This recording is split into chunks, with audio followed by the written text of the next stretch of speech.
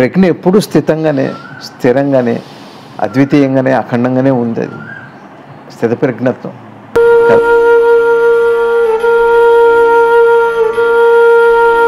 ఒకటి ఉంది కాబట్టి ఈ రెండు అవసరమే. ముందు అణచివేత మొదలుపెట్టి వశం దాకా వెళ్ళి వశం కాస్త స్థితప్రజ్ఞత్వంగా దారితీయాలి అని సద్గురుదేవులు మనకు అనుగ్రహం చేశారు.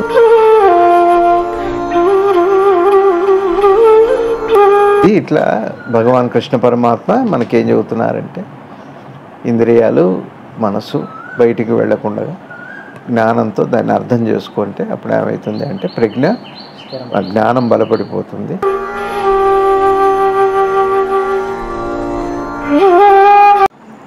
స్వామి నమస్తే. స్వామి నమస్తే. స్వామి సద్గురు శ్రీ శివానందమూర్తి భగవానులు వారి గీతా ప్రసంగాల్లో ఇవాళ 2వ అధ్యాయం 67వ శ్లోకం 68వ శ్లోకం 2 శ్లోకం. కృష్ణ పరమాత్మ అంటున్నారు, విషయములందు ప్రవర్తించు ఇంద్రియములలో దేనిని మనసు అనుసరించిపోవునో అది మనుజుని వివేకం హరించి నీటిలో ఓడని ప్రతికూల వాయువు పెడదారికి పట్టిపోయినట్టుగా లాగిపోవును.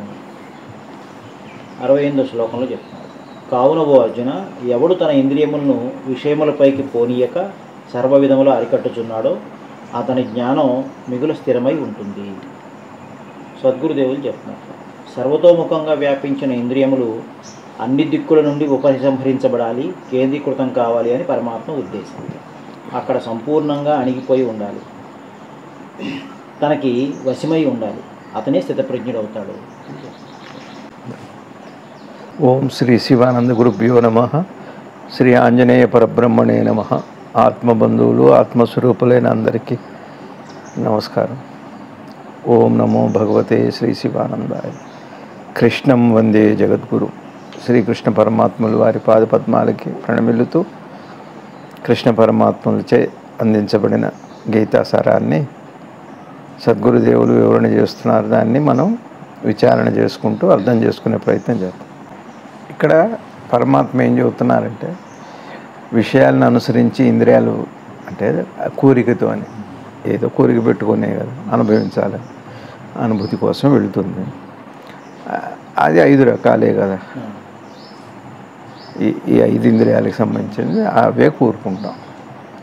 తర్వాత అది కోరుకోవటమే కాకుండా తేప కాసేపు, ఇది ఒకసారి, అది కాసేపు, అది కాసేపు, అన్నీ మళ్ళీ ఒక్కసారే ఉంది. కాబట్టి ఇక్కడ అటు వెళ్ళినప్పుడు ఏమవుతుంది అంటే వివేకాన్ని కోల్పోతారు.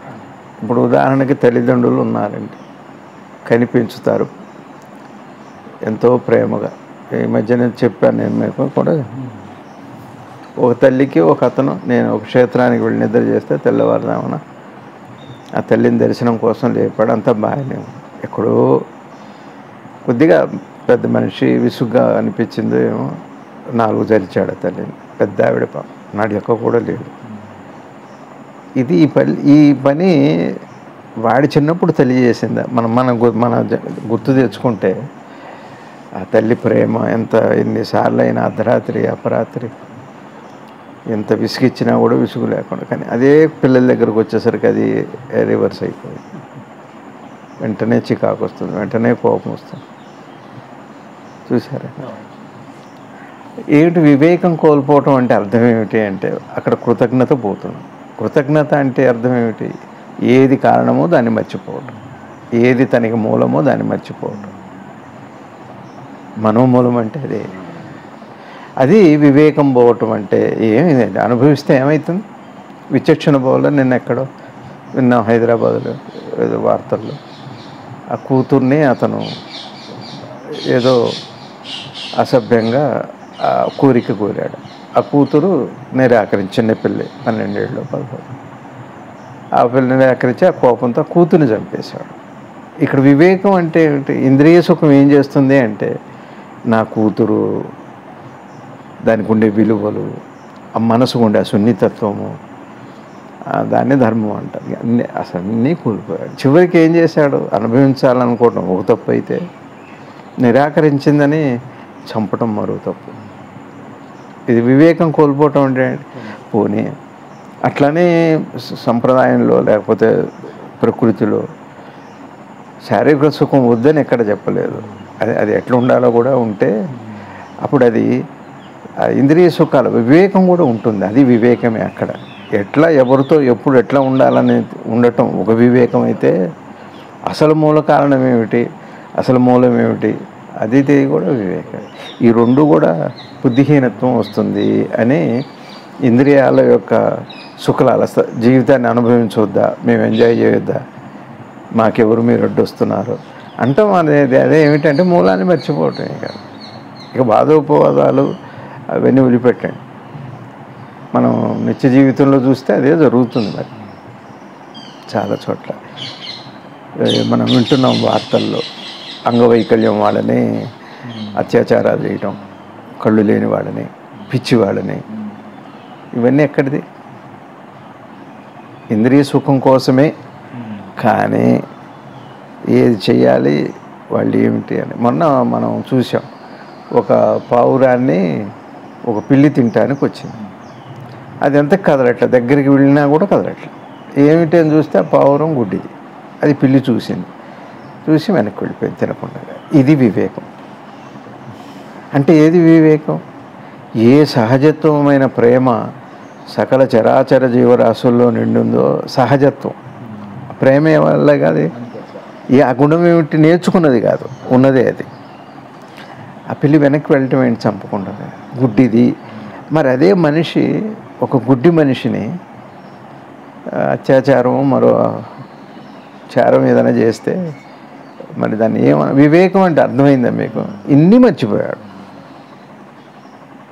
మనసు ఇంకా దేని పరిగణలోకి తీసుకోలేదు. కేవలం తన ఇంద్రియ సుఖం మాత్రమే. దానికోసం ఏదైనా చేస్తాడు. తల్లిదండ్రులను చంపట్ల, వాళ్ళ దురలవాట్ల కోసం, ఆస్తుల కోసం, మరి డబ్బు కోసం తల్లిదండ్రులు మర్చిపోయి దూరంగా వెళ్ళిపోవట్ల, దూరంగా. కానీ అద్వైతాన్ని బోధించిన శంకరపీఠాలు కూడా, శంకరపీఠాల్లో మనకు తెలిసిన పరమాచార్యులు వారు శ్రీ కంచి చంద్రశేఖర సరస్వతి స్వామి వారు ఆ చివరి శరీరం వదిలి వెళ్ళే సమయంలో వాళ్ళ మాతామహుల చిత్రపటం తెప్పించుకొని తదేకంగా దాన్ని చూసుకొని నమస్కారం చేసుకొని వెళ్ళిపోయాడు. శుద్ధ అద్వైతి, మహాజ్ఞాని, అపర శివుడు, నడిచే దైవంగా కీర్తించబడ్డారు. ఎన్నో మహత్తులు వారి సన్నిధిలో జరిగినాయి. శుద్ధ అద్వైతం. పెద్దలు ఏం చెబుతారంటే, జ్ఞానులు మనం చెప్పుకున్నాం కూడా, నీ తల్లిదండ్రులు దేహం ఇచ్చిన తల్లిదండ్రులే వీళ్ళు. ఇంకా లోపలికి వెళితే వాళ్ళని అందించింది మళ్ళీ నీ చైతన్యమే. నిన్ను నీ తల్లిదండ్రులు, అసలు నీకు జన్మనిచ్చింది నీ చైతన్యం. అసలు నీ తల్లిదండ్రులు ఎవరు అంటే భౌతికంగా వాళ్ళు.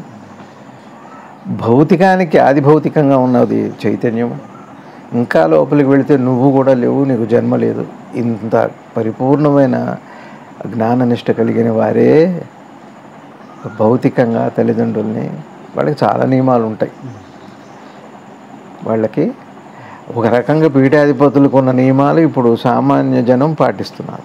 దూరంగా. మరి దేనికోసం? వారు దేనికోసమో కాదు, సమాజానికి ఒక చక్కటి అద్వైత స్థితిని, అట్లా తల్లిదండ్రుల మీద గౌరవం లేకుండా కాదు, ఖండమైన ప్రేమతో ఆ చివరి వరకు ఎట్లా ఉండాలి, బంధం అంటే ఏమిటి, మోహం అంటే ఏమిటి, విలువ అంటే ఏమిటి, ఇవన్నీ నేర్పటమే అది. మరి బుద్ధ భగవానుడి విషయంలో అలానే, సద్గురు శివానంద భగవానుల వారి విషయంలో కూడా ఎంత గౌరవంగా తల్లిదండ్రులు అంటే ఎంత గౌరవంగా చూశారు. అమ్మగారిని, నాన్నగారు ఉద్యోగంగా ఎక్కడో వచ్చినా కానీ వాళ్ళని తెచ్చి పెట్టుకొని వాళ్ళకి ఎంత గౌరవంగాను.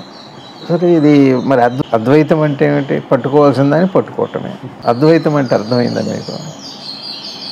పరమాత్మే.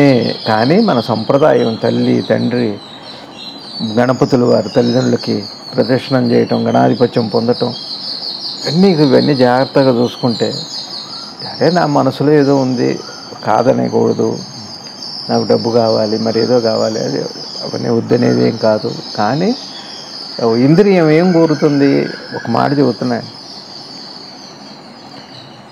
ఇంద్రియ సుఖాల వైపు మనసు పోతుంది కదా.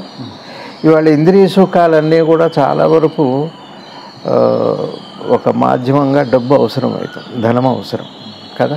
మీకు స్పా సెంటర్కి వెళ్ళారంటే ఒక 1000-2000 కావాలి. ఆ ఒళ్ళు నొక్కించుకొని మసాజ్ సెంటర్కి వెళ్తే. ఆ? ఇంకా మరేదో సుఖం కావాలంటే మరేదో కొంత డబ్బు కావాలి. ఓ సినిమా చూడాలి వినోదం కోసం కళ్ళకి డబ్బు కావాలి. పాట వినాలి, ఇంకేదో వినాలి, ఏదో డబ్బు కావాలి. మీకు ప్రతిదీ కూడా ధనంతో ముడిపడి ఉంది. ఇంద్రియ సుఖాలన్నీ కూడా ఇవాళ ఒక్క నీతో నువ్వు ఉండటం తప్పనిచ్చి మిగిలినవన్నీ కూడా ధనం మీద ఆధారపడ్డవి కాదా రవి గారు? ఒక నీ శాంతి, నీ ఆనందం తప్పనిచ్చి నీ ఆనందం కోసం దేని మీదనో ఆధారపడితే వివేకం ఉండదు ఒకటి. రెండోది ఏంటంటే ఇక్కడ నేను చెప్పదలుచుకుంది ఏమిటి అంటే, ఈ ఇంద్రియ సుఖం కోసమే కదా డబ్బు అడుగుతున్నాను. నేను సుఖంగా ఉండాలి, నేను చాలా వైభవంగా, ఇంగ్లీష్లో ఏదో లావిష్ అంటారు కదా, చాలా గౌరవంగా, కీర్తి, ఇవన్నీ సంపాదించాలి. కావాలంటే దానికి మూలధనం ఏమిటి? ఇంధనం అంటే ధనమే. ధనమేరా అన్నిటికీ మూలం అంద. ఒక రకంగా ధనాపేక్ష గొప్ప ఇంద్రియ లాలస. డబ్బే అన్ని ఇంద్రియాలకి అదే అందిస్తుంది. ఒక డబ్బు ఉంటే మీకు ఏదంటే అందులో ఇన్వెస్ట్ చేస్తారు, మీకు ఏది ఇష్టం ఉంటే అందులో ఖర్చు పెడతారు. పెట్టుబడి పెట్టినా ఖర్చు పెట్టినా మీ దగ్గర ఉంటే పెడతారు కదా. అప్పు చేసైనా చేస్తున్నారుగా, అప్పు చేసైనా చేస్తున్నారు. అంటే దీని అర్థం ఏంటి? ఇంద్రియ సుఖాన్ని అందించే ఒక వస్తువు మీదకి తలా ఒక బలహీనత ఉండొచ్చు, కానీ అన్ని బలహీనతలకి ఆసరాగా బలాన్ని ఇచ్చేది ఏది అంటే అందుకని అందరి మనసు, ఆరో ఇంద్రియమైన మనసు, పంచేంద్రియాలకి సుఖాన్ని ఇచ్చే ఒకానొక మూల వస్తువు ఏదన్నా కానీ దాని వైపు వెళ్ళిపోతాం. అది మాట కూడా కావచ్చు. ఇప్పుడు ఎక్కడికి వచ్చాం? మనసులో ఇంద్రియ సుఖాలకి ఇప్పుడు దేన్ని ఆపుతారండి మీరు? ఇప్పుడు నీ ధర్మాన్ని మర్చిపోయావుగా, అమ్మ, నాన్న, భార్య, పిల్లలు. అదే చివరికి ఇంద్రియ సుఖం కోసం భర్తను చంపేవాళ్ళు, అదే ఇంద్రియ సుఖం కోసం భార్యను చంపేవాళ్ళు, అదే ఇంద్రియ సుఖం కోసం కోడల్ని మరో మార్గంలో పంపేవాళ్ళు, అదే ఇంద్రియ సుఖానికి అడ్డుస్తున్నాను నేను పిల్లల్ని చంపే మనసు. ఇన్ని రకాల ఈ మనసు దేనికోసం అంటే ఇంద్రియ సుఖం కోసమే. ఇంద్రియ సుఖం కోసం ఏమైంది? అప్పటిదాకా నాకు పిల్లలు కావాలని ఆరాటపడ్డవాళ్ళు పిల్లల్ని చంపుతున్నారు మరొక సుఖం కోసము. అంటే వివేకం పోలా. వివేకం అంటే అర్థం ఏంటి? ఏది అడిగామో అది వద్దంటున్నాం. ఇప్పుడు కర్మ అంటే ఏమిటి? నేను చేసింది నేను అనుభవిస్తున్నా ఈ క్షణానికి అందం. గత జన్మలు కాదు, ఉత్తర జన్మలు కూడా కాదు. ఏం చేశానో దాని ఫలం నాకైతే ఉంది. ఇదే కర్మ కదా. కర్మ అంటే నీకు ఇష్టం ఉన్నా లేకపోయినా దాని ఫలం దానికి ఉంది, సృష్టిలోనే ఉంది సహజంగా కదండి. ఇప్పుడు వాటర్ కంటామినేషన్, మురికి నీళ్లు తాగా, అశుద్ధమైన నీరు తాగాను, దానివల్ల వచ్చే విరోచనాలు వస్తాయి, వెంటనే కనపడుతుంది కదా. అట్లానే ప్రతి కర్మకి సరే నేను చేసుకుంటున్నా కదా, ఇది అయింది కదా. మనం ఏం చేస్తుంది చూడండి, మన మనసు చేసేటప్పుడు బాగా చేస్తున్నా, బాధ వచ్చేటప్పుడు దానికి ఇది చేశాననే స్ఫురణే రావట్లేదు. అది వివేకం, అది కూడా పోవటమే. వివేకం అంటే ఇప్పుడు నేనేం చేస్తా, దానికి దీనికి ఇంకెవరికో ఆపాదిస్తా, అది వివేకం పోవటమే. నాకు కారణం భగవంతుడు నాకు ఈ కష్టాలు పెట్టాడు, ఫలానా గురువు నాకు ఈ కష్టాలు అయినా గురువు నన్ను ఎందుకు కాపాడలేదు. అది ఎంత నిష్పక్షపాతంగా ఉంటుంది నీ లోపల. నీ చైతన్యం ఎంత నిష్పక్షపాతం అంటే చేయినిస్తుంది, చేయిని అందిస్తుంది, దానికి తగ్గ ఫలాన్ని కూడా ఇస్తుంది. నీకు నువ్వే ఇది కూడా చూడాలి, ఈ వివేకం. కానీ మూల కారణాన్ని మర్చిపోవటం చేత ఇప్పుడు ధనం మీదకి పోవట్లేదు మనసు అందరికీ. అట్లనే అందుతుంది. పోనీ దానికోసం ఒకటి దగ్గర ధనం ఉంది, వాడికి ఒక సౌఖ్యం కావాలి, దానికి నీకు డబ్బు ఇస్తాడు. నీవు మళ్ళీ మరొక సుఖాని కోసం అని చెప్పి నువ్వు ఆ డబ్బు తీసుకుంటున్నావు. చూస్తూనే ఉన్నాం ఇవాళ సమాజంలో. మనసు యొక్క పోకడ, ఒకటి దగ్గర ఏది ఉందో వాడికి ఇంద్రియ సుఖం కావాలి, నీ దగ్గర డబ్బు లేదు నీకు ఇంద్రియ సుఖం కావాలి. కానీ ఇద్దరికి కామన్గా ఏముంది? మనకి ఒక ధనం. అందుకే ధనమేరా అన్నింటికీ మూలం. అది ఈ ఇంద్రియ సుఖానికి అసలు వివేకం పోవటానికి దీనికంటే కూడా మూల కారణాన్ని ఏది అందిస్తుందో దానికోసం ఆరాటపడుతున్నామే. అది చాలా ప్రమాదకరమైనది రవి గారు. అది మనసుకి ఉన్న ఇప్పుడు అదేగా గురువుగారు అన్నారు, డబ్బులోనే ఒక రకమైన మోహం ఉంటుందంట. ఎంతటి వాడికైనా జాగ్రత్తగా ఉండాలట డబ్బు విషయంలో. అందుకని ఆ వింత లేనివాడే ఆది భిక్షువు. ఈశ్వరుడికి ఐశ్వర్యం అందరు ఇప్పుడు చెబుతాం, నువ్వు ఈ దేవతను పూజ చేస్తే ధనం వస్తుంది అనే చెప్పాలి. లక్ష్మి వస్తుంది అంటే నీకు ఎందుకు అడుగుతున్నావు అంటే, ఒకటి మనకి అవసరాలు ఉన్నాయి, డబ్బు కావాలి. అవసరాలే కాకుండా అనుభవాల కోసం, అనుభూతుల కోసం కూడా డబ్బే కావాలి. కానీ అవసరాల కోసం డబ్బు ఉండటం అన్నది ప్రకృతిలో అందుతుంది.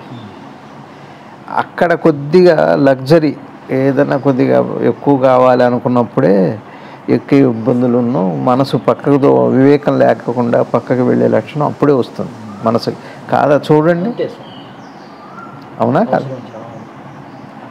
అందుకని ఏమవుతుంది, ఈ ధనం కోసం మరి దేనికోసం ఆ మనసు దాని వైపే అదే ఆరాటం. దాని నుంచి ఏమొస్తున్నాయంటే ఇన్ని వస్తాం. ఒక డబ్బు నుంచి, ఒక డబ్బు చేతి నిండా ఉంటే అన్నీ వస్తున్నాయి, కానీ వస్తున్న మాట నిజమే, పోతున్న దాన్ని నువ్వు చూడట్లేదు. ఏం పోతుంది? వివేకం పోతుంది. వివేకం అంటే అర్థం ఏంటి? నిన్ను నువ్వు చూసుకోకపోవటం ఒకటి. రెండోది, నీకు మూల కారణమై ఎన్ని సుఖాలకి కారణమైన నీ జన్మకు కారణమైన దాన్ని కూడా మర్చిపోతున్నావు, అది ఒకటే. ఇట్లా రకరకాలుగా మొత్తం వివేకం అంటే ఏంటో ఇక వివేకం అంటే అర్థం ఏంటి? ఇప్పటికీ మనశ్శాంతిని ఇచ్చే ఒక సహజ లక్షణం నీలో ఉంది. ఆ సహజ లక్షణాన్ని విస్మరించి దాని నుంచి పక్కదారిలో వెళ్ళిపోవటమేగా వివేకం లేకపోవటం అంటే. అది కృష్ణ పరమాత్మ ఏం చెబుతున్నారు అంటే, ఒక ఇంద్రియం ఒక ఇంద్రియం ఒక్కొక్కడికి ఒకటి ఉంటుంది. అందరికీ అన్నీ ఉండాలని లేదు, అందరికీ అన్ని బలహీనతలు ఉండవు. ఒక్కొక్క బలహీనత ఒక్కొక్కరికి ఉంటుంది. అచ్చా, ఇదేనికి వివేకం పోవటానికి ఒక్కటి చాలు కాదా? చూడండి, ఒక ధనం కోసం ఎక్కడో తల్లిదండ్రులకి దూరంగా వెళ్ళిపోతారు, చంపేస్తున్నారు, శ్మశానంలో తీసుకొని వదిలిపెడుతున్నారు తల్లిదండ్రుల్ని. ఇట్లా నేను సామాజిక విషయాలని నేను స్పృశించట్లేదు, కానీ మనసు పోకూడదు గురించి చెప్పాలి కాబట్టి చెబుతున్నాను. ఒక వివేకం పోతే అంటే ఒక ఇంద్రియ సుఖం కోసం, కానీ మొత్తం మీద అందరి మనసు అనే లక్షణం ఎక్కువ ఉంది. ఎందుకంటే ఏది అందిస్తుందో దాని వైపు ఫస్ట్ వెళ్ళి దానికోసం అని చెప్పి వివేకాన్ని కోల్పోయి ఆ తర్వాత ఇంద్రియ సుఖాల తర్వాత. అంతే కదా రవి గారు? నా తల్లిదండ్రుల్ని నేను ముందు దూరం చేసుకోవాలి, ఎందుకంటే అది ముఖ్యమైనది. అప్పుడే పోయింది వివేకం. ఆ తర్వాత నాకు ఇల్లు, కారు, ఓ చక్కటి వాతావరణం, మంచిగా ఫెసిలిటీస్ అన్నీ ఉన్నాయి. అవి ఉంటాయి, ఉండదనేం కాదు, అదేం ఇబ్బంది లేదు. ఆ తల్లిదండ్రులకి ఏదో $1 ఒక రూపీనో ఏదో పంపిస్తాం, అది కాదు అసలు విషయం ఏమిటి అంటే, మనసు అప్పుడే పక్కకి వెళ్ళిపోయింది. అది వివేకం కోల్పోవటం ఒక్కటి చాలు.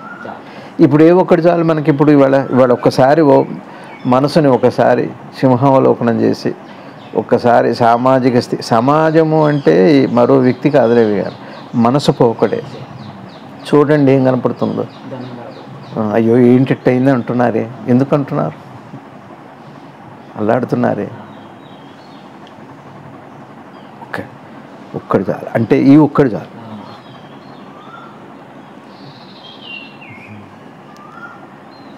అది చాలా, అది చూడండి ఎంత వివేకం, అన్ని రకాలుగా అన్ని స్థాయిల్లో పోయిందా పోలేదు. ఇప్పుడు నీటిలో ఓడని కృష్ణ పరమాత్మ చెబుతున్నారు. నీటిలో ఓడని పక్కదారి పట్టించడు వాయువు, గాలి.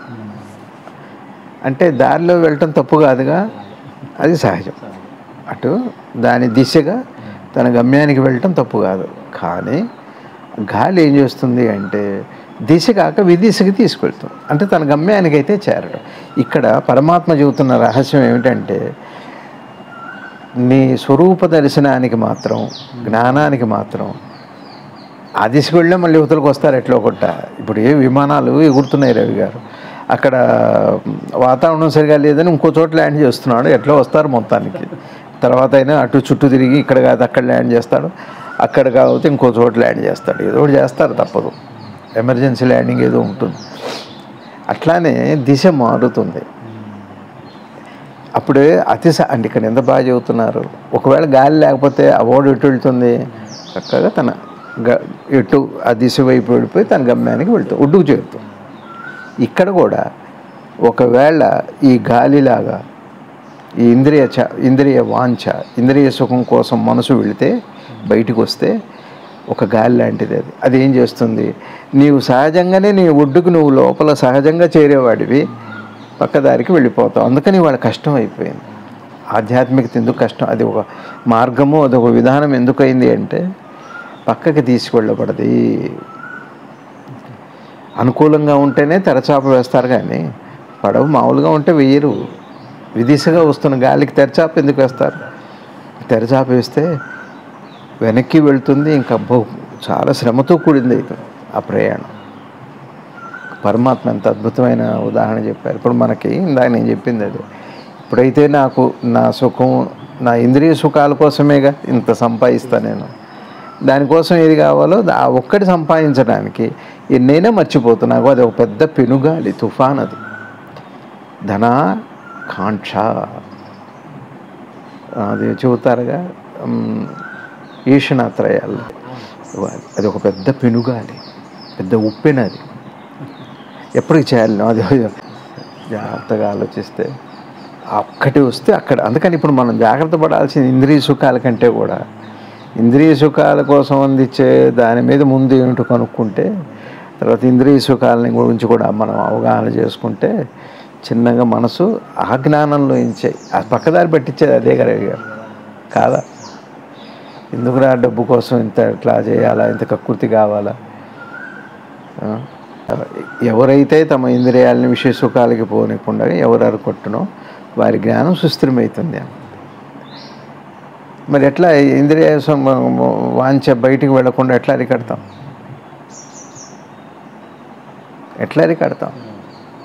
అట్లా అరికట్టినప్పుడు వాడికి జ్ఞానం స్థిరమవుతుంది. ఇట్లా దాన్ని అట్లా కాకుండా రివర్స్లో అర్థం చేసుకుంటాం.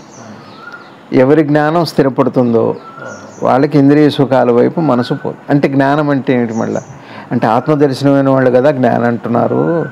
మరి మేము ప్రయత్నంలోనే ఉన్నాం, మాకు కాలేదు కదా. అయ్యాక అవి ఇంద్రియ సుఖాలు కోరదు, కాకుండా ఎట్లా ఉంటుంది? కాదండి. ఉదాహరణకి ఇవాళ సమాజంలో వినపడుతుంది మనకి, పిల్లలు సినిమాలు చూసి ఈ సెల్ ఫోన్ చూసి బాగా యువత ఆగమైందని అంటున్నారు.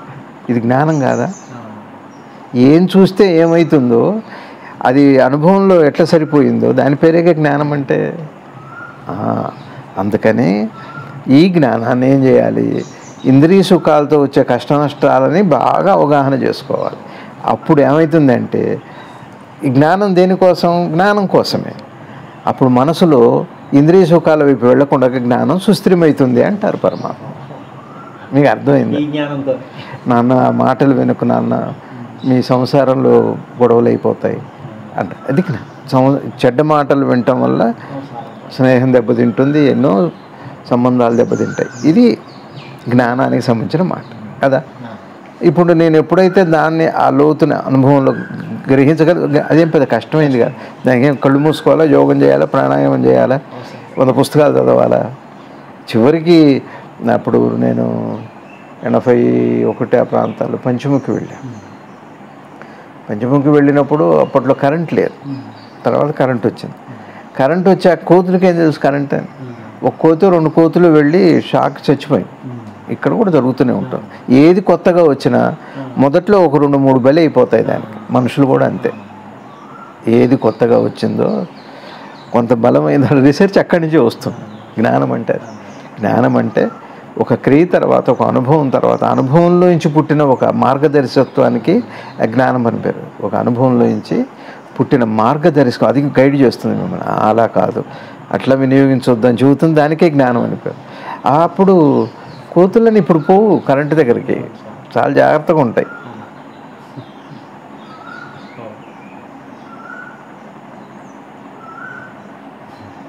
అది కాబట్టి ఇప్పుడు మనం ఏం చేయాలి? పెద్దలు చెప్పారు, జ్ఞానులు ఉన్నారు ఈ దేశంలో, మహనీయులు ఎంతోమందో ఉన్నారు, ఉపాసకులు ఉన్నారు, యోగులు ఉన్నారు, సిద్ధపురుషులు అవతారాలు ఉన్నాయి, మంచి మంచి గ్రంథాలు ఉన్నాయి.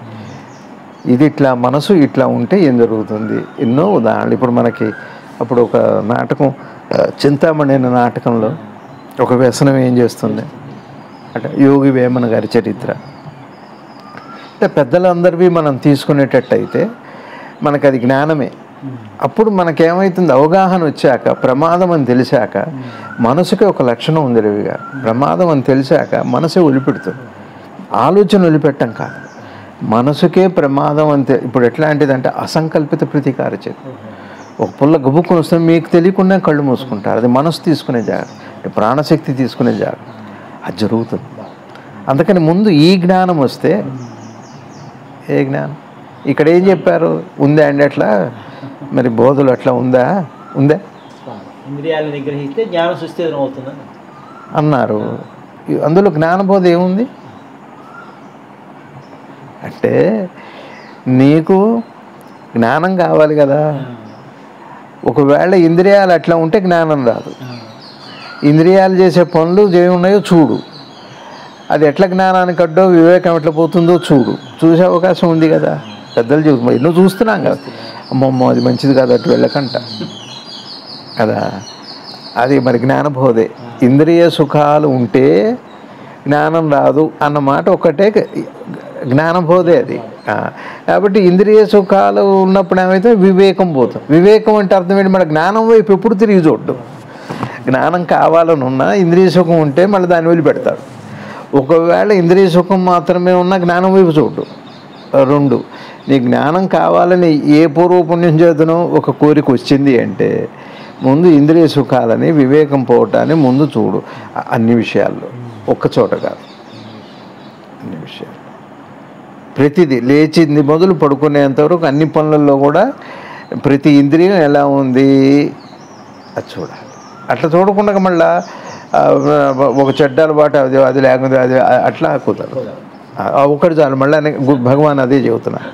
ఈ విధంగా ఇప్పుడు ఈ మాటని ఇంద్రియ సుఖాల వైపు మనసు పోయేటట్టయితే, పోకపోతే ఆ జ్ఞానం సుస్థిరమవుతుంది అన్నది అర్థమైందా. ఇక్కడ ఇంద్రియ సుఖాలే జ్ఞానాన్ని రాకుండా చేస్తున్నాయి. మరి ఇంద్రియాల వైపు జ్ఞానం పోకుండా ఉండాలంటే ఏం చేయాలి, ఏం సాధన చేయాలి. ఏ సాధన కాదు, 10 సార్లు చూడాలి ఈ సమాజం వైపు, ఈ మనసు వైపు.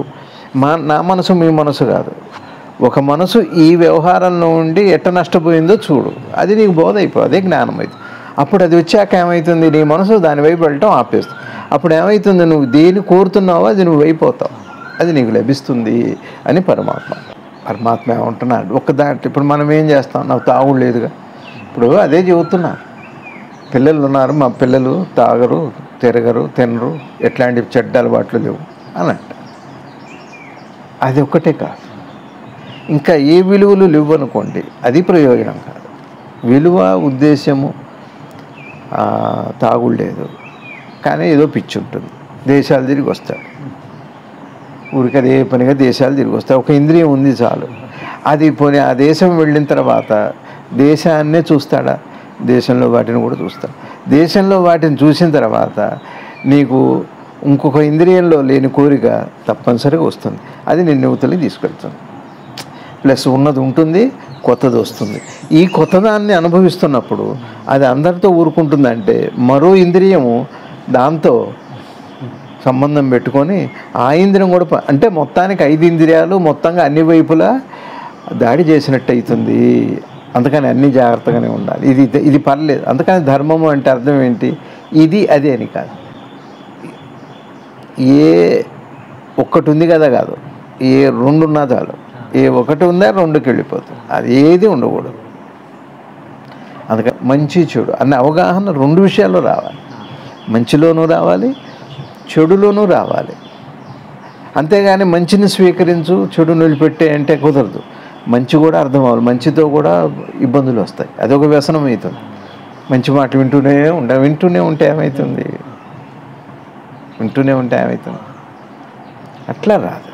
అందుకని మంచిని కూడా మరి వద్దా అండి అంటే అది ప్రాథమిక స్థాయి. మంచి వైపు ముందు మంచిని తీసుకొని చెడుని వదిలిపెట్టే ప్రయత్నం చేస్తూ చిన్నగా మంచిని కూడా వదిలిపెడతా. అది కూడా పడవ లాంటిదే. అట్లా ఒడ్డుకు వెళుతున్నా కొద్ది ముందు ఏం చేస్తాడో తెలుసా రవి గారు, పడవలో తెడ్డు ఆపుతాడు. పడవ ఒడ్డుకు వచ్చిన తర్వాత డైరెక్షన్ ఇచ్చి తెడ్డు తీసేస్తాడు. ఆ ఒడ్డుకి అదే పడవే వచ్చేస్తుంది. చూడండి ఎప్పుడన్నా నదిలో ఎక్కినప్పుడు వస్తున్నారు కానీ ఆపేస్తాడు. ఇక తెడ్డుతో పని లేదు. అదే ఇక్కడ కూడా ప్రయాణం తెడ్డు లాంటిదే మనసు. అక్కడ చివరికి అందులో మంచి చెడు ఉంటుంది. మంచి చెడు అంటే అర్థం ఏంటి? ఆ దిశని మార్చుకుంటూ పడవ దిశని దేంతో మారుస్తారు? పడవతో మార్చరు. చుక్కాని అంటే తెడ్డుతోనే. తెడ్డును ఒక డైరెక్షన్లో పెడితే దిశ మారిపోతుంది. నా చిన్నతనంలో ఒక ఎడ్ల బండి ఉంది. మా తాతయ్య గారి ఇంట్లో ఎడ్ల బళ్ళు 14 బళ్ళు నేను నడుపుతానని కూర్చున్నా తొట్లో. వలపడ దాపడ అంటారు ఆ భాష పల్లెటూళ్ళల్లో. ఎడంవైపు కుడివైపు ఎద్దు తోక పట్టుకుంటే ఇటువైపు వస్తుంది, అటువైపు వెళ్తుంది. ఎడంవైపు పట్టుకుంటే ఇటువైపు వెళ్తుంది. నేనేం చేశా, కుడివైపుది పట్టుకుంటే అటు కదా వెళ్తుంది. ఈ ఎద్దు కూడా సహకరిస్తుంది. అది అటు వెళ్తే ఈ ఎద్దు సహకరిస్తుంది, ఇటు వెళ్తే ఆ ఎద్దు సహకరిస్తుంది. ఇక్కడే మా చేను దగ్గర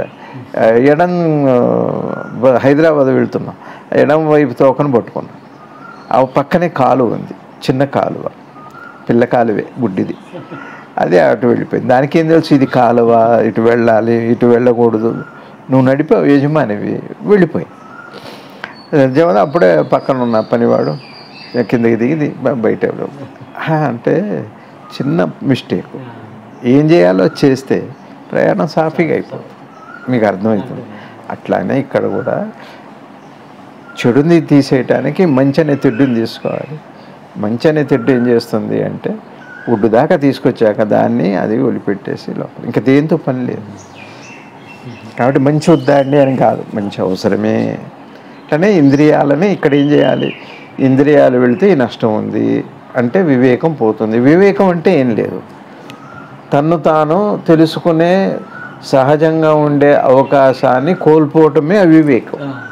అది పోతుంది ఇందులో పడ్డాక కదా, మాయలో పడ్డాక అంటారు కదా. కాబట్టి అందుకని ఏం చేయాలి? జ్ఞానం అంటే ముందు ఏం చేయాలి? నేను తెలుసుకోవాలి. మనసు పోకళ్ళు, దానివల్ల వచ్చే ఇబ్బందులు, ఎన్నెన్ని నష్టాలు జరుగుతున్నాయి, ఇదంతా తెలుసుకోవచ్చు. మీరు ఒక పుస్తకం చదివిన తెలుసు. అప్పుడు ఏమవుతుంది? నీకు అప్పటికే ముందుగానే జ్ఞానం కోసం ఒక తపన ఉంది కదా, అది ఏం చేస్తుందంటే మనసు వాటిని వెళ్ళిపెడుతుంది. అప్పుడు నువ్వు ఏది జ్ఞానం అనుకుంటున్నావో ఆ పవిత్రత, ఆ చిత్తశుద్ధి నీకు వెలుగుగా ప్రకాశిస్తుంది, లోపల అనుభవం అవుతుంది. అది గురువుగారు అంటే సమూలంగా అన్ని వైపులు, ఒకవైపు కాదు. మనం ఏం చేస్తాం? ఒకవైపు అంటాం. మా పిల్లవాడు ఎటు బయటికి వెళ్ళి ఎట్లాంటి చెడు అలవాట్లు లేవు. ఇంట్లో చదువుకోడు, పని చేయడు, వాడికి ఏది ఉండదు, ఓ ప్రేమ ఏది ఉండదు. అదేం ఉపయోగం ఇంకా. అన్ని వైపులా ఉంటేనే ఇంద్రియాలలాగానే ఉండాలి, చక్కగా పనితీరు బాగుండాలి, అటెన్షన్ అని పేరు. అన్నీ పర్ఫెక్ట్గా. అణిగిపోయి ఒకటే ఉంటే అర్థం ఏమిటి అంటే అందులో ఇంకా మళ్ళీ దాని మీద కోరిక రాకూడదు, పూర్తిగా అణిగిపోవాలి. అణిగిపోవటం వేరు, వశమవటం వేరు. ఇక్కడ గురువుగారు ఈ మాట వాడటంలో అణిగిపోవాలి, వశమై ఉండాలని 2 మాటలు వాడారు. కారణం ఏమిటి అంటే జీవనం ఉందిగా మనకి, ఒక స్థాయిలో అణిగిపోవటం, ఒక స్థాయిలో వశమై ఉన్నవాడు ఈ జీవన కార్యాన్ని సాఫల్యత చేసుకోండి. జీవన సాఫల్యం వస్తుంది వశమై ఉంటే. అణిగిపోయి ఉంటే ముందు అణగొట్టాలి, వశం చేసుకో. అది చూడండి, ఈ బాగా గుర్రాలు అట్లాంటివి, గుర్రాన్ని వశం చేసుకోవటం, గుర్రాన్ని వశం చేసుకునేటప్పుడు చాలా చేసి ముందు దాన్ని అణిచివేస్తాడు, దాన్ని అది ఆ తర్వాత వశం చేసుకుంటాడు. వశం చేసుకున్నప్పుడు అతను చెప్పినట్టుగా వింటాడు, ఆ యజమాని చెప్పినట్టుగా వింటాడు. వశం ఎందుకు చేసుకోవాలి అంటే మళ్ళీ తను అనుకున్నట్టుగా నడుపుకోవాలి. ఉందిగా, అణిగిపోయినంత మాత్రాన ఇప్పుడు నాకు ఉంది రవి గారు, నాకేదో కామవాంఛ ఉంది, నేను కామవాంఛను అణిచివేసాను అనుకోండి, అది ఆగిపోతుంది. నా జీవితం అంతటితో అయిపోదుగా. మళ్ళీ ఆనిక్కుంది, భవిష్యత్తు ఉంది, రేపు ఉంది, ఎల్లుండి ఒక ఆయుర్దాయం ఉంది, దానికి ఒక కథ ఉంది. అది ఎప్పుడైతే ఉంటుందో అణిగింది మళ్ళీ నిన్ను ఆట ఆడిస్తుంది, అణిగిపోయింది నిన్ను ఆట ఆడిస్తుంది. అంటే వశమైతేనేమో అది నీ చేతిలోకి వస్తుంది, అణిగిపోయి ఉంటేనేమో దాని చేతిలో నువ్వు ఉంటావు, తెలుసో తెలియకును. కాబట్టి 2 అవసరమే. ప్రారంభంలో అణగటం అవసరము, ఆ తర్వాత అంతటితో ప్రయాణమైంది అనకుండగా, ఎందుకంటే చాలామంది జారిపోయిన వాళ్ళు ఉన్నారు. అట్లా అణిగిపోయి మళ్ళీ వాటి వశమైన వాళ్ళు చాలామంది ఉన్నారు. కానీ అవి వశమైన వాళ్ళు ఇంకెప్పుడు వాటిని అనచాల్సిన అవసరం కానీ, వాటికి అతను అణిగిపోవటం కానీ అట్లాంటి అవసరం అతనికి ఎప్పటికీ రాదు. అది గురువుగారు. అందుకని అన్ని వైపులా జాగ్రత్తగా ఉండాలి. అంత జాగ్రత్తగా ఉండాలట ఇంద్రియాల విషయంలో. కాబట్టి ఆ అణచివేత కంటే వశం ఎందుకు అన్నారు అంటే, మరి నాకు ఉందిగా, ఇంకా ప్రయాణం ఉంది కదా, ప్రయాణం ఉంది కదా. ఇప్పుడు అయ్యప్ప దీక్షలో ఏదో దీక్ష తీసుకుంటాం మనం, ఏదో ఒక దీక్ష. ఆ 4 రోజులు మానేస్తాం, అణిచిపారేస్తాం. దీక్ష అయిపోగానే మళ్ళీ వాటిని యథాలాపంగా నాకున్న వీక్నెస్ని మళ్ళీ తీసుకెళ్తున్నా. వశం ఎక్కడైంది? వశము అంటే అర్థం ఏమిటి అంటే రవి గారు, ఒక రకంగా చెప్పాలంటే వశం చేసుకోవటం అంటే ఆ క్రియని నా సొంతం చేసుకోవటం కాదు. నేను తాగాలనిపిస్తే తాగుతా, వద్దనిపిస్తే మానేస్తా, తినాలంటే తింటా, చూడాలంటే చూస్తా, వద్దనుకుంటే. ఇది కాదు వశం అంటే. ఇది కాదు వశం అంటే. అభేద స్థితి, మనసుకి విభజన పోయినప్పుడు, భేదభావం పోయినప్పుడు మనసుకు కలిగే స్థితికి వశమని పేరు. కానీ భేదభావం ఉంది అంటే అణచివేత ఉన్నట్టే. అణచివేత ఉంది అంటే మళ్ళా దాని కొనసాగింపు ఉన్నట్టే. వశం అవ్వటము అంటే అర్థం ఏంటి? పరవశము. ఇంక నువ్వు లేవు అక్కడ. మీకు మాటల్లో కూడా పరవశము అయ్యామంటే దాని వశం అయిపోయామంటే అర్థం ఏంటి? ఇంక నువ్వు లేవు అని కదా అర్థం. అది ఉంది, నువ్వు లేవు. అట్లానే మనసు ఇంద్రియ సుఖాల వైపు వెళ్లకుండా నిలబడి జ్ఞానం అయితే దాని వశం. ఇప్పుడు జ్ఞానమే అతని దగ్గర ఉంది. అక్కడ విభజన లేదు, ద్వైతం లేదు, ఇట్లాంటిది లేదు. అది వశం అవటం అంటే. మళ్ళా అట్లా కాక వశం కాకుండా ఉంటే అణిచివేత అవుతాడు. అయితే వశమైన వాడి జీవితం ఒక అద్భుతమైన యోగ జీవనం. ఓ కృష్ణ పరమాత్మ, ఒక రాముడు, ఓ అపరజ్ఞాని ఆంజనేయ స్వామి, ఇంకా మహానుభావులు. అది వశమైన వాళ్ళు. మనం ఇప్పుడు ప్రస్తుతం అణచివేత మొదలు పెడతాం. అణచివేత అంటే ఏంటి? అణిచివేత అంటే అర్థం ఏంటి? చూడు, 2 రకాలుగా ఉన్నాయి. ఓ తాగుబోతువాడు ఉన్నాడు, ఒక దీక్ష తీసుకున్నాడు. లేకపోతే తాగకూడదు, తాగితే నువ్వు భజన చేయలేవు, అలవాటు మానాలని కదా. అలవాటు మానటానికో దేనికో ఉద్దేశం ఏదైనా కానీ. ఇగో నీ పిల్లలు చదువు రావాలంటే నువ్వు తాగుడు మానేసి దీక్ష తీసుకోవాలి. పిల్లల చదువు కోసం అని చెప్పి తాగుడు మానేశాడు అనుకోండి. కాబట్టి ఇప్పుడు ఏం చేశాడు? అణిచివేశాడు. అణిచివేశాడు అంటే అర్థం ఏంటి? ఒకవేళ కోరిక వచ్చినా దాన్ని నిరోధిస్తున్నాడు, చిన్నగా బలపడుతున్నాడు. అప్పుడు అది వశానికి దారితీస్తుంది. వశం అప్పుడు అంశం అవుతుంది అందులో. అందుకని అట్లా మరి అణచివేసిన తర్వాత మళ్ళీ అది అయిపోగానే మళ్ళీ వెనక్కి వస్తున్నాం కదా. అణచివేత ఏ స్థాయిలో జరుగుతుంది మాట చెప్పండి. నాకు తాగుడు ఉంది, లేదా ఇంకేదో ఉంది వీక్నెస్, నేను దానికోసం మానేస్తున్నా. ఇప్పుడు మీరు మారడానికి కారణం ఏంటి? మీ మనసు కాదు. ఆ కారణం వల్ల మీరు ప్రస్తుతానికి మానేశారు.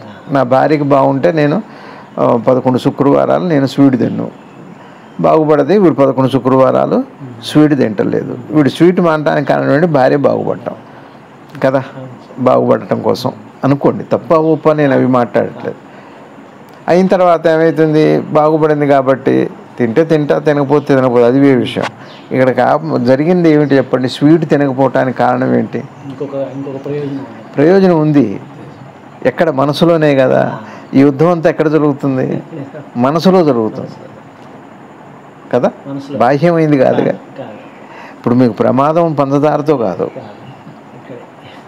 మీ మనసులో మీకున్న ఘర్షణని, దానివైపు ఉన్న బలహీనతని అణిచివేస్తున్నాం. అంటే మనసులో అణిచివేతకి మనసు గురి అవుతుంది. మనసు అణిచివేతకు గురి అవుతుంది. అందుకని ఇది మానసిక ప్రక్రియ. మళ్ళా ఇప్పుడు మనం అనే దీక్షలన్నీ కూడా మనసును అణిచివేయడం. అంటే అదే అణిచివేయటం ఎందుకు అంటే మనసుని బలపరచడం కోసమే అణిచివేయటం అని. కానీ అది చాలదు, వశమే అవ్వాలి.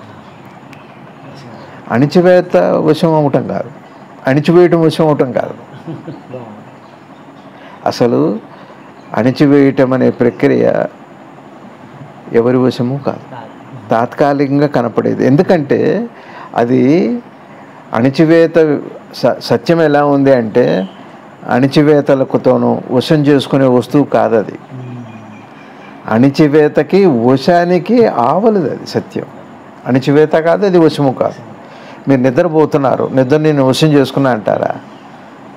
నిద్ర పరవశం, నిద్రలో ఒకటి అయిపోయారు. అట్లానే సత్యంలో ఒకటి అవటమే కానీ దాన్ని వశం చేసుకునే ఒక పరాయి వస్తువు కాదు. అణిచివేయటానికి కారణం ఏమిటి అంటే నేను ఆలోచన వేరు, నేను అది వేరని అణిచివేత.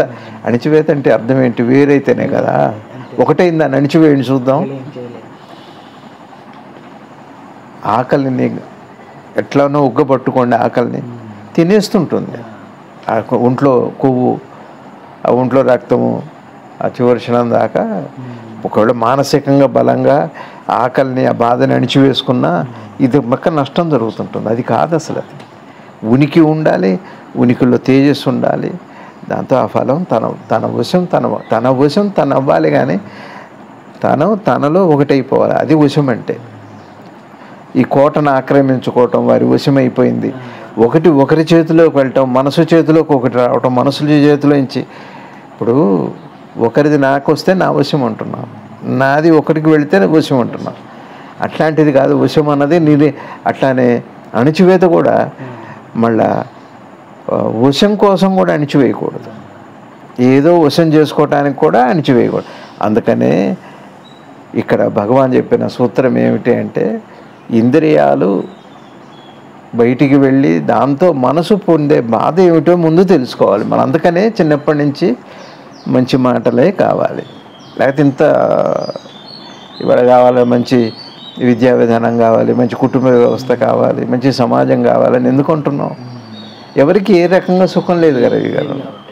వాళ్ళ నుంచి వాళ్ళకి లేదు, వాళ్ళ నుంచి వాళ్ళతో ఉన్న వాళ్ళకి లేదు, ఏదీ లేదు. అన్ని విలువలు పోతున్నాయి కదా. అది దేనికి విలువ ఉందో మూలమైన ఆ వస్తువునే పోతుంది. అందుకనే నన్ను నేను తెలుసుకోవటం కోసం నేను అణిచివేస్తున్నాను అంటే ఈ అణిచివేత కార్యక్రమంలోనే నన్ను విడిపోయాను. అందుకనే రావట్లేదు. అది కాదు. ఇవి ఏది నిన్ను వశం చేసుకున్నాయో అవేమో అర్థం చేసుకో, అది చెప్పేది.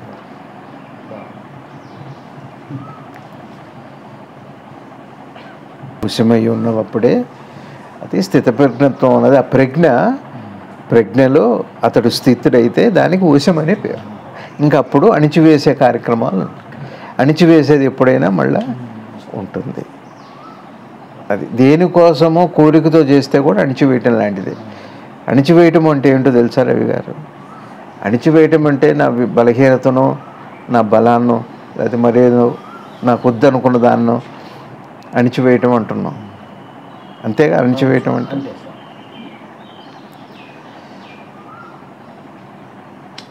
కాబట్టి బలహీనతని, నా ఇష్టాయిష్టాలు, కోరికలు, వీటిని నేను అణిచివేస్తున్నాను.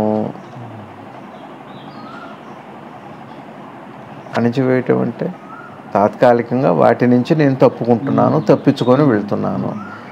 తాత్కాలికంగా ఏదో ఒక పేరుతో కదా. మరి అణచివేయటం అంటే ఇంకొక దానికోసం దీన్ని అదే అంటున్నా. ఏదో ఒక దానికోసం నేను దానికోసం చేస్తున్నా. దాంట్లో ఒక కోరిక ఒకటి ఉంది. ఒకసారి మనం జాగ్రత్తగా నిశ్చితంగా ఒక కోరిక లేకుండా ఇంద్రియాలు సహజంగా కదులుతున్నప్పుడు అణిచివేసే అవసరం వస్తుందేమో చూడండి. ఒక జంతుజాలంలో ఒక కోతులు, పక్షులు, ఆవులు, సకల జీవరాశిలో మనుషులు కాక ఎక్కడైనా అణిచివేస్తున్నాయేమో చూడండి. అట్లాంటి ప్రక్రియ నేచర్లో ఉందేమో చూడండి. కోరిక తన ఆలోచనలో భాగమైన వాడు మాత్రమే అణిచివేసే ప్రయత్నం చేస్తున్నాడు కాదా? ఒక కోతి తనకున్న సృష్టి కార్యాన్ని ఎక్కడ అణిచివేసినట్టు ఏం కనపడలేదు. అట్లానే ఒక ఆవులు, ఎడ్లు, పులులు, ఆ సంతానోత్పత్తి, ఆ ఋతుకాలము అంతే అయిపోయింది. అణిచివేసేది ఏం లేదు. సహజానికి అణచివేత లేదు, అణిచివేత సహజము కాదు. ఈ సత్యం కూడా ఇప్పుడు మనం ఏం చేస్తున్నాం? ఒకటేమో వివేకం పోయింది, రెండేమో అటు వెళ్ళిపోయినాయి. వెళ్ళిన వాటిని మళ్ళీ వివేకం లేకుండా అణిచివేసే మొత్తానికి అవివేకంగానే ప్రయాణం అంతా, గుడ్డివాడు ఇంకో గుడ్డివాడికి దారి చూపినట్టుగానే ఉంది తప్పితే ఇది అణిచివేసే కార్యక్రమం అసలు ఉందా? వశం చేసుకోవటం అంటే అర్థం ఏంటో తెలుసా రవి గారు? అణిచివేసే అవసరం లేదని తెలియటమే వశం అవటం అంటే. వశం అవటం కూడా లేదు. ఇప్పుడు ఆవులు మీరు ఎప్పుడన్నా మిగిలిన కాలాల్లో కలిసినట్టు విన్నారా? కుక్కలు కానీ, ఆ కుక్కలు ఉన్నాయంటే ఒక చిత్తకారితో లేకపోతే మరేదో ఉన్నాయి. మరి మిగిలిన కాలాల్లో అణిచిపెట్టినాయా? ఇప్పుడు వశం చేసుకున్నాయా? అది లేదు అసలు. నేచర్లోనే కాదే దాని కార్యంలో ఏదో ఉంది, అది అయిపోయింది. సంతానోత్పత్తి మరి ఏదో అయిపోయింది. అక్కడ వశము చేసుకోలేదు ఆ కామాన్ని. అట్లాంటి కామాన్ని అణిచివేయను లేదు. సహజంగా నేచర్లో ఉండే డిజైన్లో భాగం ఒకటైనప్పుడు, నీతో నువ్వు ఒకటైనప్పుడు, నీ ఆలోచనలతో ఒకటి కానప్పుడు వశం అన్న మాట కానీ అణిచివేత అన్న మాట కానీ అవసరం. అటువైపు వెళ్ళడానికి ఇంత భగవద్గీత మనకి అవసరం. ఎక్కువ చెప్పానేమో, చూడాలి. ఇట్లా చూస్తేనే బాగా అర్థమవుతుంది. ఇవి చూడకుండా నా ఇంద్రియాలు నా మాట ఎట్లా మానుతాను, ఎట్లా మారుతాను అన్న దానికి పెద్ద బలం దొరకదు మనసుకి. చూడాలి. నీకు ఇది నీ మనసుకే తెలియాలి. దీనివల్ల ఈ బాధ ఉంది అని మనసుకు తెలిస్తే పొరపాటున మనసు ఆ పని, ఇంకా మనసు ఆలోచన కూడా రాదు. వశము లేదు, అణచివేత ఉండదు. అది అట్లాంటి ఒక అద్భుతమైన పరిణామం అక్కడ పరిణమిస్తుంది. అది అదే అతను అలా ఉంటే, అతను వశమై ఉంటే అతను స్థితప్రజ్ఞుడు అవుతాడు. అది స్థితప్రజ్ఞత్వం అంటే. ఇప్పుడు ఏ పేరు లేదు అక్కడ. స్థితప్రజ్ఞత్వం అన్నది మనం ఇవాళ చెప్పుకుంటున్నాం కాబట్టి వినేవాళ్ళు, చెప్పేవాళ్ళు వినేవాళ్ళు రెండు ఉన్నాయి. మనసులో అజ్ఞానం ఉంది, బోధ కావాలి. ఇట్లాంటప్పుడు ఈ మాటగానే స్థితప్రజ్ఞత్వం అన్నది, ప్రజ్ఞ ఎప్పుడు స్థిరంగానే అద్వితీయంగానే అఖండంగానే ఉంది. అది స్థితప్రజ్ఞత్వం కదా రవి గారు? మీరు ఏం చదివినా ఏం చూసినా ఆ దృక్కు ఎప్పుడు స్థిరంగానే ఉంది. ప్రజ్ఞ స్థిరంగానే ఉంది. అది స్థితప్రజ్ఞత్వం. తర్వాత అది ఇది ఇట్లా భగవాన్ కృష్ణ పరమాత్మ మనకేం చెబుతున్నారంటే, ఇంద్రియాలు మనసు బయటికి వెళ్లకుండా జ్ఞానంతో దాన్ని అర్థం చేసుకుంటే అప్పుడు ఏమవుతుంది అంటే జ్ఞానం బలపడిపోతుంది. ఇంద్రియాలు అప్పుడు ముందుగా అణిచివేయాలి, వశంలో కూడా ఉండాలి. వశంలో అణిచివేత ఎందుకన్నాము అంటే స్థితప్రజ్ఞత్వంగా కాకుండా తీసుకుంటే జీవనం ఒకటి ఉంది కాబట్టి ఈ రెండు అవసరమే. ముందు అణచివేత మొదలుపెట్టి వశం దాకా వెళ్ళి వశం కాస్త స్థితప్రజ్ఞత్వంగా దారితీయాలి అని సద్గురుదేవులు మనకు అనుగ్రహం చేశారు. శ్రీ శివానంద గురుభ్యో నమః. కృష్ణం వందే జగద్గురు. భారత్ మాతకు జై.